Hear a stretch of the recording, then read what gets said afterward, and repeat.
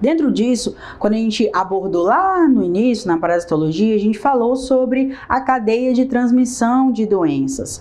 E nessa cadeia de transmissão, principalmente nas doenças que nós iremos abordar a respeito dos protozoários, causadas por protozoários, a gente tem que saber que a maioria dessas transmissões, ela vai ocorrer pela via que a gente chama de via fecal oral. A maioria desses protozoários, que são da classe dos protozoários intestinais, eles são transmitidos através da via fecal oral. Dentro disso, alguns desses protozoários, eles podem ser encontrados nos tecidos, no sangue, alguns deles são transmitidos por artrópodes vetores, um exemplo disso, a malária, que ela é transmitida pelo mosquito fêmea do gênero Anopheles, que dentro do mosquito tem o protozoário, que é o Plasmodium, que ele é o responsável por causar a malária.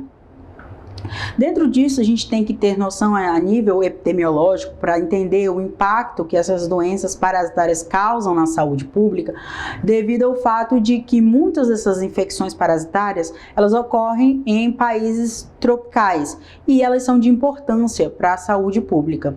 E a primeira dessas doenças que nós vamos falar hoje é a amebíase.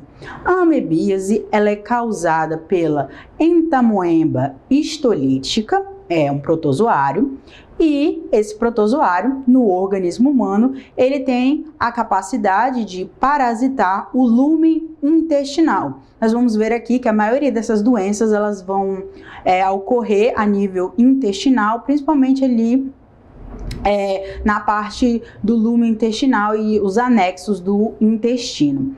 E dentro disso a gente tem também que 90% das pessoas que são acometidas pela amebíase, elas são pessoas que são classificadas como assintomáticas, que no caso elas não têm nenhum sinal ou sintoma relativo à amebíase. Mas as outras pessoas, os outros 10%, são pessoas que podem manifestar sinais e sintomas a respeito da amebíase. Dentro disso, a gente tem que ter a compreensão de que essas infecções, muitas das vezes, principalmente relacionado à amebíase, ela tem grande correlação com os hábitos de higiene do indivíduo. Aqui nós vamos abordar o ciclo biológico de cada uma dessas doenças. E a gente vai poder observar que uma parte dessas doenças, elas podem ser evitadas se a pessoa tem hábitos de higiene. Exemplos, a lavagem das mãos antes de realizar uma refeição, após ir ao sanitário, manter as unhas limpas, as unhas cortadas, a questão das instalações sanitárias com uma condição boa de higiene. Todas essas situações, esses hábitos de higiene estão muitas vezes relacionados com a amebíase e outras doenças que nós iremos abordar. Dentro disso, essa doença, a amebíase tem uma manifestação, geralmente com um quadro de diarreia e dor abdominal. E nesse quadro de diarreia e dor abdominal, ela é característica a nível intestinal. Porém, a amebíase, esse protozoário, o Entamoeba histolítico, ele tem a capacidade de causar danos em regiões que a gente chama de extraintestinal, que são outros órgãos que também podem ser acometidos e a partir disso a pessoa desenvolver alguns sinais e sintomas. Dentro da taxonomia da doença que envolve a amebíase, existem diferentes sete espécies, sendo que dessas espécies, só uma é capaz de causar doenças aos seres humanos, que é a E. histolítica, a Entamoeba histolítica. Ela é a única que tem a capacidade de exercer o que a gente chama de ação patogênica, que é a ação de provocar doenças aos seres humanos. Dentro dessa classificação, a E. histolítica, Entamoeba histolítica, ela pode ser encontrada em duas formas, na forma de cisto e na forma de trofozoito. Na forma de cisto, ela tem 4 núcleos, geralmente ela é multinucleada, e na forma de trofozoito, que é a forma móvel, ela é uninucleada, só tem um núcleo. O que acontece? Esses cistos, eles podem ser encontrados na água e nos alimentos que foram contaminados com fezes e no caso, quando a gente tem um contato com esses cistos, quando a gente faz a ingestão de um alimento ou de uma água contaminada com esses cistos, ele vai passar, né, pelo nosso sistema gastrointestinal. Porém, no estômago, a acidez gástrica, ela não tem uma grande ação sobre ele, mas ela vai permitir que esse cisto se rompa e dali saiam os trofozoítos, que são as formas móveis desse protozoário, que eles migram para o intestino grosso. E aqui a gente tem uma imagem, né, que fala do ciclo biológico, de como a gente se contamina com esse protozoário. Como acontece? Acontece a contaminação através de fezes, que tem a presença desses cistos, onde a água ou os alimentos podem ser contaminados. E a partir disso, a pessoa ingere esse alimento ou essa água dentro do organismo humano. Esse cisto no nosso estômago, ele se rompe através da ação do ácido gastrointestinal e libera os trofozoítos. E esses trofozoítos, como eles têm a capacidade de se locomover, eles vão até o intestino e lá no intestino eles começam a se multiplicar e também causar lesões, microlesões no intestino, e também eles podem ter a capacidade de entrar nas hemácias e a partir disso poder percorrer o corpo todo. Como a gente está falando de um protozoário que ele tem ação intestinal, obviamente esse protozoário vai ser eliminado do corpo humano por meio das fezes. Então, nas fezes humanas de pessoa infectada com esse protozoário, o entamoeba histolítica, a pessoa vai acabar, no momento que ela evacua, nas fezes vai ter a presença desses cistos que dão origem, né, à doença, à amebíase. Dentro disso, os aspectos clínicos mais frequentes, eles estão relacionados com os fatores de virulência, que lembra, a gente já falou de fatores de virulência lá no início, e também está relacionado com o sistema imunológico, a capacidade do nosso organismo de se defender da ação daquele protozoário. E dentro disso, né, nessa ação do nosso sistema imunológico, a gente está primeiro falando da nossa resposta inata, que é a primeira reação que o organismo tem quando observa um organismo estranho. No caso aqui a gente está falando de um protozoário. E a gente tem como aspectos clínicos, principalmente a doença intestinal, mas também pode ter as apresentações extraintestinais. Como eu falei, de 80% a 90% das pessoas são assintomáticas. E a doença ela pode se manifestar de maneira aguda ou de maneira crônica. Quando a gente fala de maneira crônica, como é que acontece essa cronicidade da amebíase? Primeiramente, esses trofozoítos, que eles podem ser encontrados ali na mucosa, no epitélio superficial da mucosa intestinal, eles acabam provocando uma reação inflamatória.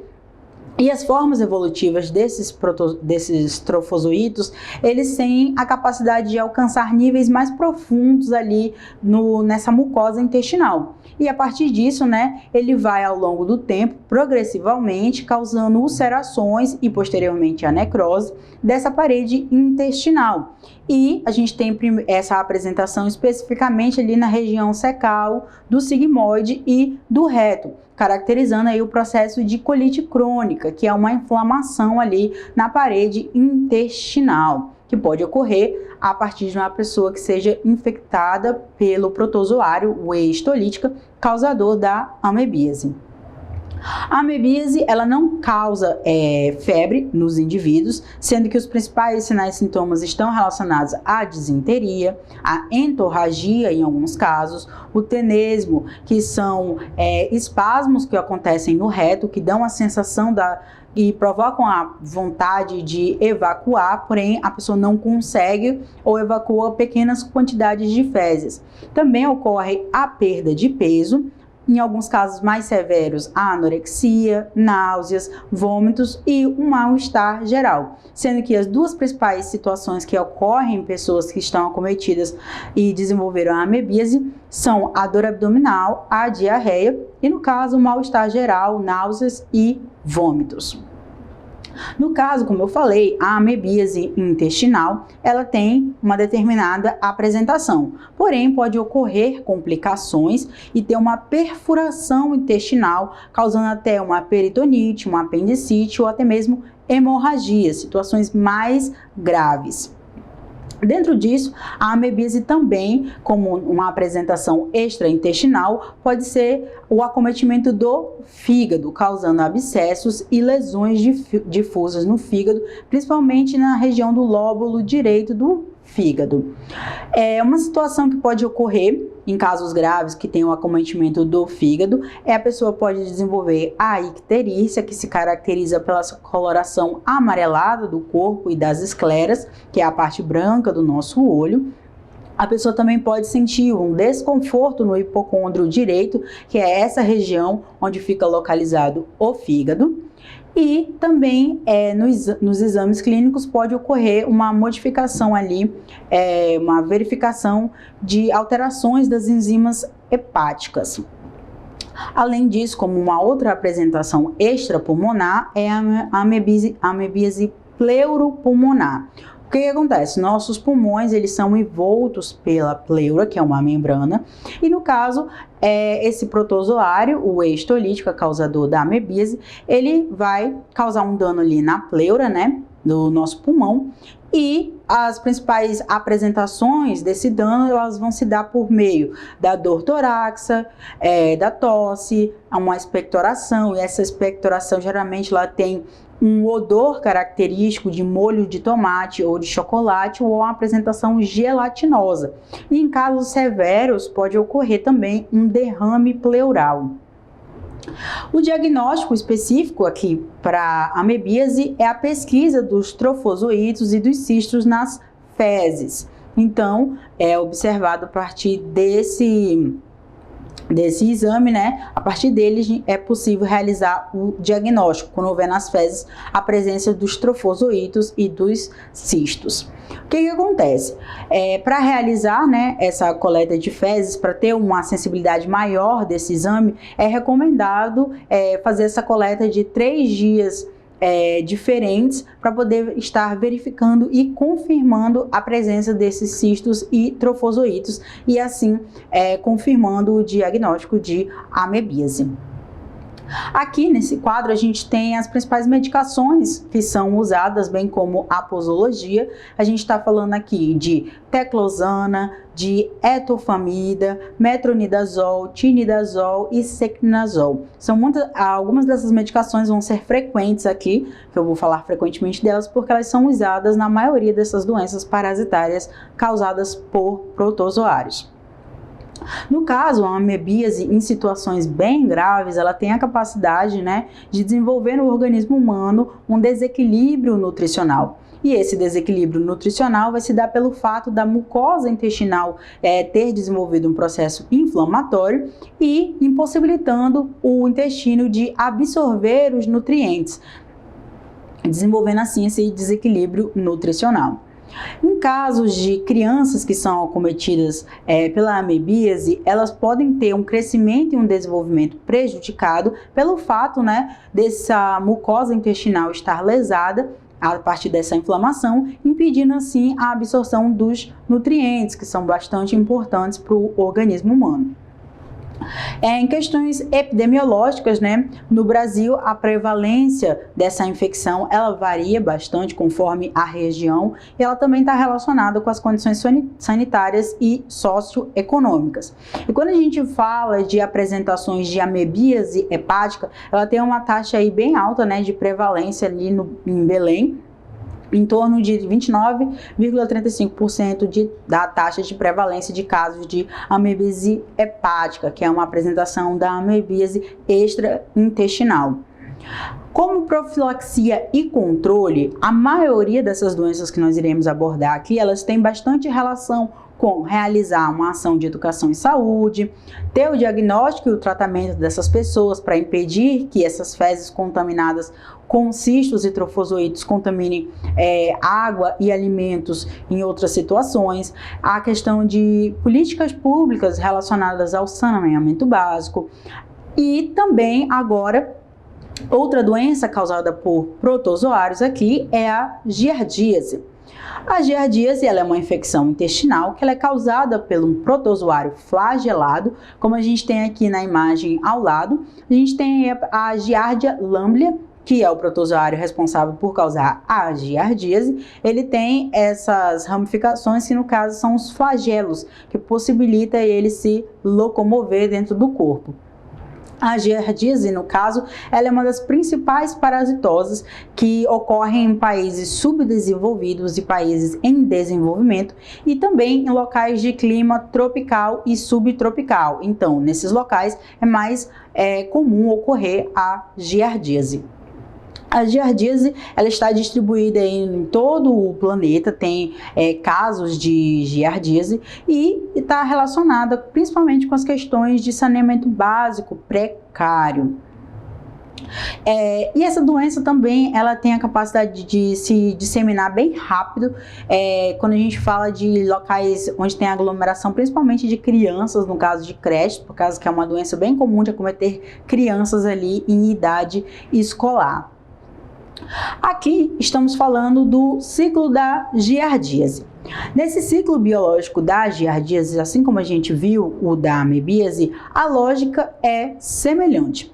Existe um indivíduo que está previamente infectado com esse protozoário, né, a Giardia lamblia, e ele evacua e a partir dessas fezes que tem a presença dos cistos e também de trofozoítos, pode contaminar a água, o solo e alimentos. Então, a pessoa ingere a água ou alimento infectado com a presença desses cistos e desses trofozoítos e, a partir desse momento da ingestão, quando chega no nosso estômago, ocorre um processo que se chama de desencistamento, que é quando os trofozoítos saem de dentro do cisto e lá no duodeno ele começa a ser multiplicado, dando origem a novos trofozoítos, e eles começam a se disseminar ali no duodeno e indo também para a corrente sanguínea. E posteriormente ocorre o processo que a gente chama de encistamento, que é o processo no qual esses trofozoítos dão origem a novos cistos, que no momento que a pessoa evacua, né, nas fezes, vai ter a presença desses cistos que são capazes de contaminar água e alimentos. Em relação aos aspectos clínicos da giardíase, a gente tem um período aí de incubação que varia em torno de 5 a 25 dias, tendo uma média de 7 a 10 dias para o aparecimento dos primeiros sinais e sintomas. Em relação à giardíase, assim como a amebíase, a maioria das pessoas elas podem ser assintomáticas, mas também pode ter o desenvolvimento de alguns sinais e sintomas que também, no caso, a giardíase ela é bem comum o desenvolvimento dela de sintomas em crianças e adultos jovens. A sintomatologia dela ela pode ser tanto abrupta quanto gradual. Isso vai depender bastante da quantidade de cistos que a pessoa ingeriu, os fatores de virulência e também com as ações do nosso sistema imunológico. E dentro disso, o principal sinal e sintoma relacionado à giardíase é a diarreia. Essa diarreia ela pode ser caracterizada como uma diarreia autolimitante, porque ela, assim como ela pode aparecer, ela pode desaparecer, mesmo sem ocorrer o tratamento da giardíase. E também ela pode desenvolver um caráter crônico. Normalmente essa diarreia ela tem 3 aspectos específicos.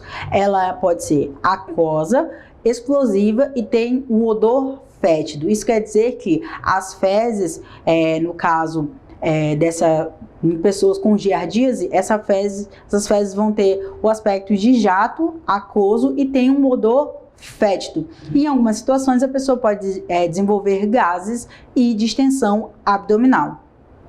E também essa diarreia em algumas situações, ela pode se confundir com diarreias causadas por bactérias ou por vírus, mas o que vai determinar mesmo a diferenciação ali é a perda de peso, que é mais comum nas diarreias causadas por protozoário, né, responsável pela giardíase.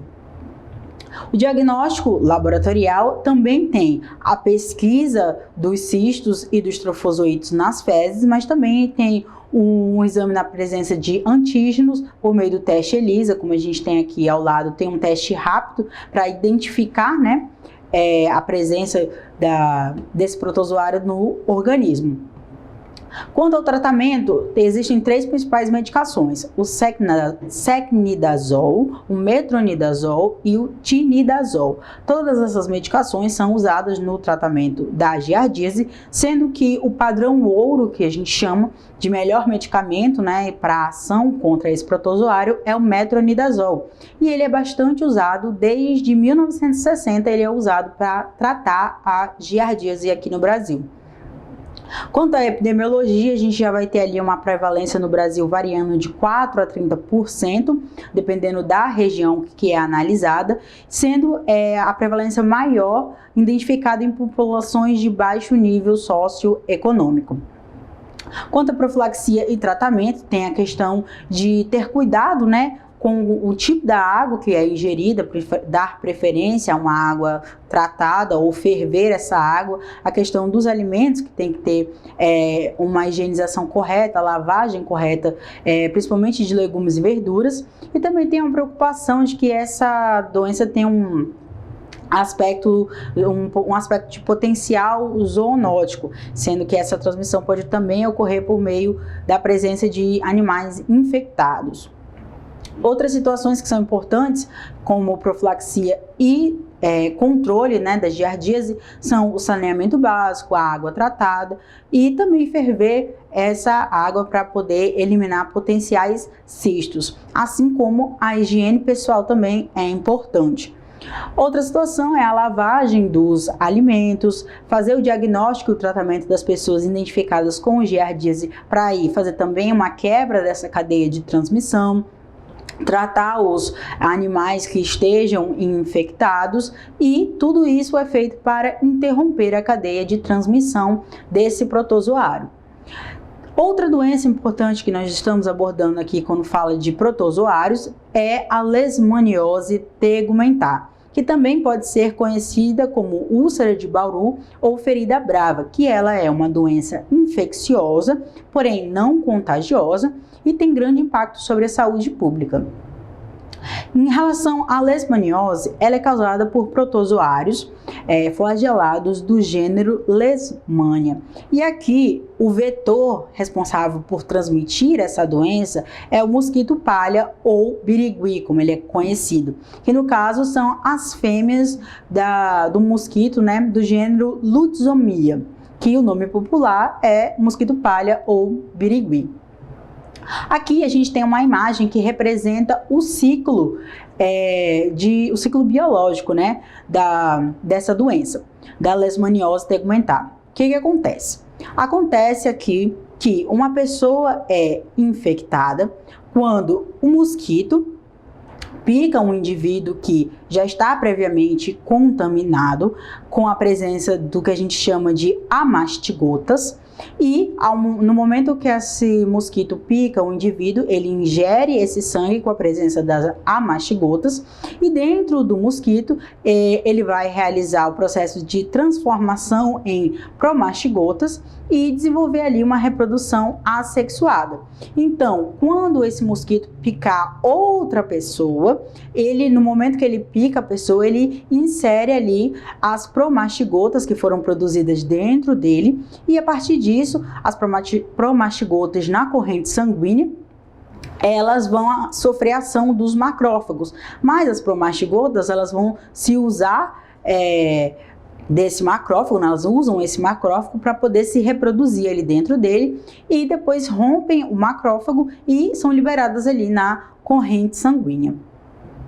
Os aspectos clínicos da leishmaniose tegumentar, eles vão estar bem relacionados com a questão de imunidade do hospedeiro, e ela tem diferentes espécies. As principais espécies dessa leishmaniose estão relacionadas a Leishmania amazonensis, onde a principal característica de manifestações clínicas está relacionada com uma manifestação que se chama lepromatosa, onde tem um tropismo dérmico e a tendência de disseminação das lesões. Na leishmaniose lawsoniana, ela é responsável por menor número de casos se comparada às outras espécies. Temos também a Leishmania brasiliensis, que ela é a mais frequente e é responsável por causar a úlcera de Barreau, que é o outro nome que a leishmaniose tegumentar é conhecida, onde ela vai atacar principalmente as mucosas do indivíduo. Dentro disso, a gente tem grupos que se encaixam as manifestações clínicas, onde a gente tem a leishmaniose cutânea, conhecida como LC, a mucocutânea, que é LMC, e a leishmaniose cutânea difusa. A gente tem aqui a imagem que mostra as apresentações, né, que esses grupos podem ter. A leishmaniose cutânea, ela tem uma forma onde essas lesões elas são limitadas e elas podem ser ulcerosas ou não. Enquanto a leishmaniose mucocutânea, ela vai geralmente provocar lesões ulcerosas, principalmente nas mucosas do nariz, da boca e da faringe, causando aí deformidades, se não for tratada. Quanto ao diagnóstico da leishmaniose, a gente tem uma doença onde tem apresentação de lesões na pele e nas mucosas. Então, é necessário realizar uma anamnese, uma inspeção clínica dessas lesões bem apurada, bem detalhada, para descartar outras situações que são potenciais causadoras de lesões. E também existem exames laboratoriais específicos para o diagnóstico da leishmaniose tegumentar. O tratamento, basicamente, é para buscar acelerar a cicatrização dessas lesões cutâneas, algumas vezes fazer uso de medicações e também reduzir a morbimortalidade, porque essas lesões podem causar deformidades nos indivíduos. Então, para reduzir, é feito o tratamento dessas lesões e também para impedir que essas lesões elas se disseminem no corpo e também evitar reincidivas. Quanto à epidemiologia, essa doença, leishmaniose tegumentar, ela é mais prevalente na região norte e no centro-oeste, menos frequente na região sul e sudeste. Quanto à profilaxia e controle, aqui a gente vai falar de medidas profiláticas que elas são comumente usadas para leishmaniose tegumentar, onde a gente realiza a proteção por meio de barreiras físicas, que são os mosquiteiros, as telas de proteção nas janelas, roupas com mangas compridas quando for para uma área de floresta, principalmente de mata fechada. Além disso, a gente tem que evitar se expor à mata, principalmente no final da tarde, no início da noite, que é quando esse mosquito ele voa ali naquela região de mata fechada.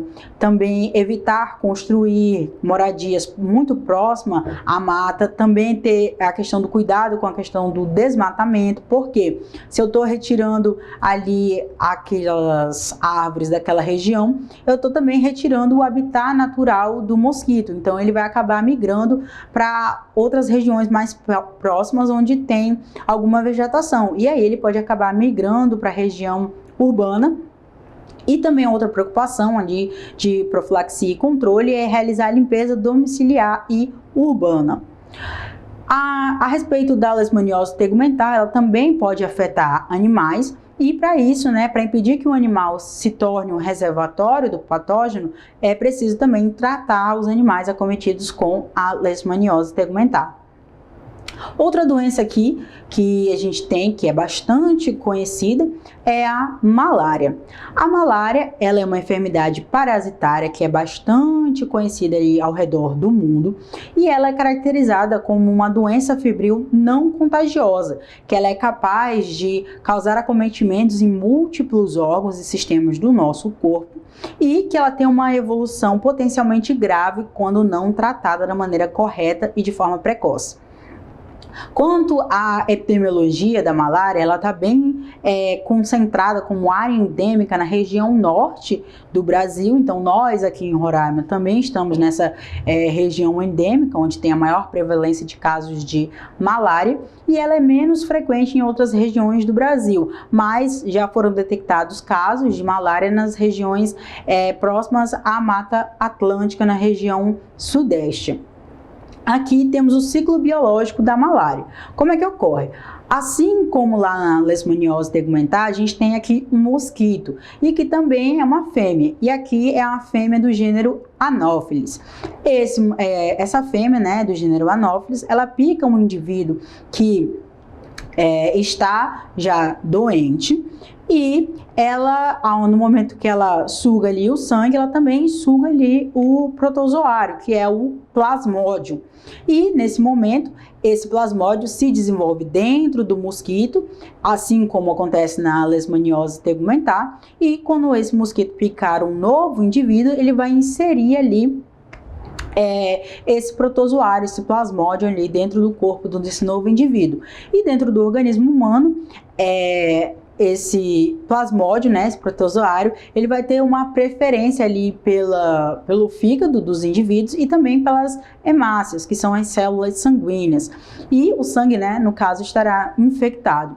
Uma situação interessante é que no momento da multiplicação, da reprodução desse plasmódio dentro das células sanguíneas, dentro das hemácias, quando já tem uma quantidade bem grande desse protozoário, ele acaba provocando a lise, que é a ruptura, né, dessa hemácia.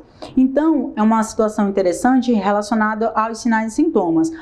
Como eu vou falar posteriormente, a questão dos calafrios, da sudorese, serem mais frequentes em uma determinada hora, tem relação exatamente com esse ciclo de reprodução do plasmódio dentro das células sanguíneas. Quando ocorre esse rompimento, geralmente é quando a pessoa tem os calafrios e a sudorese e a febre, no caso, né, da malária. Os principais sinais e sintomas que a gente tem aqui é a cefaleia, que é a dor de cabeça. Na pele tem a sudorese, a palidez. No aparelho respiratório, em alguns casos, pode ter tosse seca. O fígado tem a hepatomegalia, que é quando há um crescimento do fígado, que é palpável quando é feito o exame físico. Aqui na região do hipocôndrio direito é capaz de ser palpado esse fígado quando tem uma situação de hepatomegalia. A esplenomegalia, que também é esse crescimento exacerbado do baço.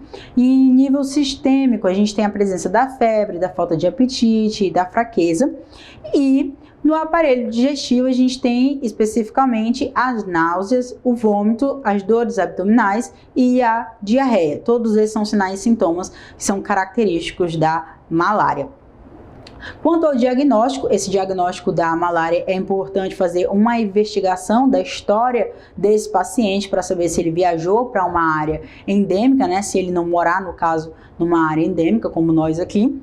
E é verificado esses sinais e sintomas, principalmente esse quadro febril, para verificar se ele não pode ser de uma outra doença, para fazer descarte de outras doenças. E também, né, fazer esse histórico de viagens também, se a pessoa também passou por um processo de transfusão recentemente, ou a transfusão de hemoderivados, ou se ela sofreu algum acidente com um objeto pérfuro cortante. Quanto ao tratamento da malária, a gente tem um Programa Nacional de Controle da Malária, que foi desenvolvido com o apoio da Organização Pan-Americana de Saúde, onde tem um guia prático do tratamento da malária no Brasil, que foi lançado em 2010. Nesse guia prático desse tratamento da malária, lá existem os esquemas terapêuticos, onde tem esquemas terapêuticos específicos para uma espécie de plasmódio, para a idade do paciente e para os grupos especiais. As principais medicações usadas no tratamento da malária são a cloroquina e a primaquina.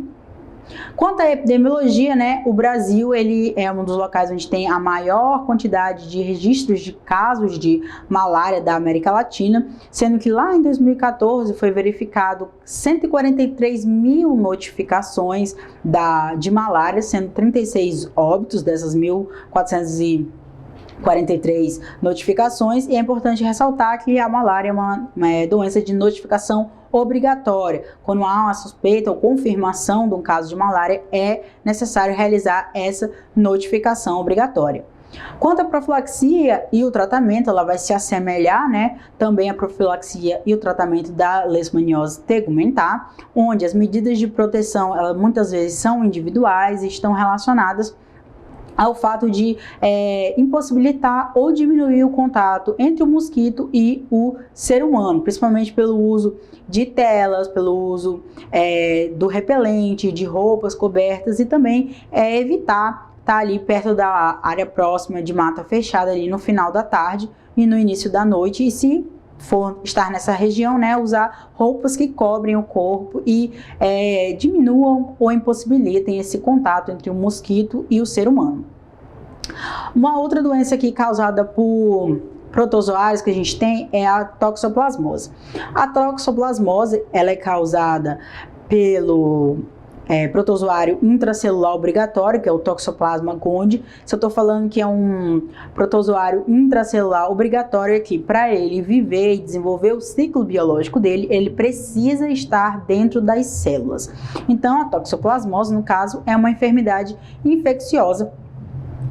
E no caso aqui a gente tem uma imagem ilustrativa abordando tanto o ciclo da toxoplasmose como outras especificações. Quando a gente está falando do ciclo de vida, é também uma situação de um animal, no caso principalmente o gato, infectado, e quando ele está infectado nas fezes deles, pode ter a presença dos esporozoítos, e esses esporozoítos, quando em contato com os seres humanos, no caso também com água e alimentos, podem contaminar os seres humanos, e a partir disso, esses esporozoítos desenvolvem o ciclo dele dentro do corpo humano. Uma outra situação que também pode ocorrer é do indivíduo ingerir um alimento, principalmente a carne advinda do porco, do carneiro e do boi, e essa carne está infectada com cistos desse trofozoito. E também tem a questão da transmissão congênita, também por meio da transmissão por transplante de órgãos e transfusões sanguíneas. Nos animais, principalmente no gato, esses esporozoários, eles estão mais presentes ali na parte muscular desses animais, e também essa eliminação ocorre através das fezes. No caso dos seres humanos, os principais sinais e sintomas relacionados à toxoplasmose são principalmente um inchaço dos linfonodos, que é percebido pelo indivíduo. Em situações mais graves, a cegueira. E em mulheres grávidas pode ocorrer má formação no sistema nervoso desse feto, e em casos piores ainda, o aborto. Quanto ao diagnóstico, existem os exames laboratoriais que identificam a presença desse protozoário no sangue. Quanto ao tratamento, existe uma prioridade, a questão de priorizar o tratamento, principalmente quando se fala de gestantes, recém-nascidos e pessoas imunodeprimidas. Assim, quando ocorre o acometimento dos olhos por esse protozoário, o Toxoplasma gondii. Quanto ao tratamento, a gente tem aqui a sulfadiazina, a primetamina, o ácido folínico, a clindamicina, a perimetamina e o ácido folínico novamente, que ele muda quanto às miligramas. Quanto à profilaxia e controle da toxoplasmose, é evitar ingerir carnes mal cozidas ou cruas que esteja contaminada. Para as pessoas que têm gatos, para evitar que esse gato adoeça e saber se ele está doente, é importante levar esse gato ao veterinário para realizar exames. Também ter cuidado com a alimentação desse gato, porque ele pode acabar ingerindo uma carne crua contaminada ou um animal morto que esteja contaminado e acabar se contaminando e contaminando os donos. Outra preocupação quando a gente fala de toxoplasmose são com mulheres grávidas. No pré-natal, é importante realizar os exames sorológicos para verificar a presença da toxoplasmose, porque ocorre transmissão vertical, pode passar da mãe para o feto, e para evitar e realizar o tratamento é importante realizar os exames sorológicos para toxoplasmose no pré-natal. E na aula de hoje foi isso.